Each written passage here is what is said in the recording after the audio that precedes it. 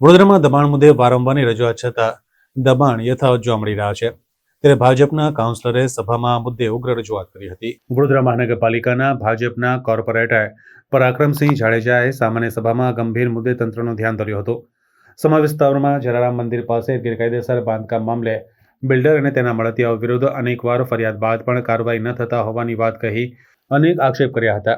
હવે રજૂઆત કરવાની મર્યાદાની લિમિટ આવી ગઈ હોવાનું જણાવી તાત્કાલિક કાર્યવાહી કરવામાં આવે તેવી ઉગ્ર રજૂઆત કરી હતી। આ મુદ્દે પરાક્રમસિંહ જાડેજાએ તીખી પ્રતિક્રિયા આપતા માહિતી આપી હતી।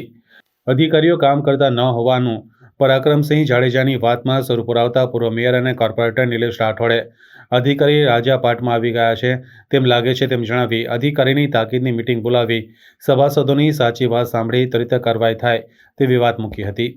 મારા વિસ્તારની અંદર સ્લમ રીડેવલપમેન્ટ નીચે એક ફ્લેટો જૂના 20, 25, 30 હતા એ આખા તોડી અને નવેસરથી બનાવવાનું બાંધકામ ચાલે છે।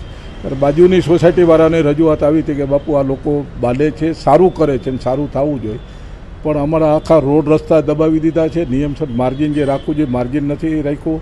અમારી પાણી ગટરની લાઈનો બધું તોડી નાખી છે। એ બાબત મેં કમિશનરશ્રીને ધ્યાન દોર્યું અને એને પણ તાત્કાલિક એક્શન લઈ અને અધિકારીઓને મોકલા, તપાસ કરાવી અને એને પણ વ્યાજબી લાગતા એને નોટિસો આપી અને જુદી જુદી નોટિસો પછી એને સ્ટે ઓર્ડર પણ આપ્યો છે બાંધકામ ન કરવા।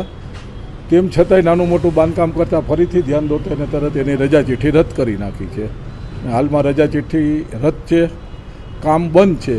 માપણી કરાવવાનું ઘણા ટાઈમથી નહોતું થતું। મેં રજૂઆત કરી કે ભાઈ માપણી કરી અને જે કાંઈ યોગ્ય હોય એ યોગ્ય તપાસ કરી અને વધારાનું બાંધકામ હોય તો દૂર કરો અને જો વધારાનું ન હોય ને બધું નિયમસર હોય તો એને તાત્કાલિક બાંધકામ ચાલુ કરવા માટેની પરમિશન આપો।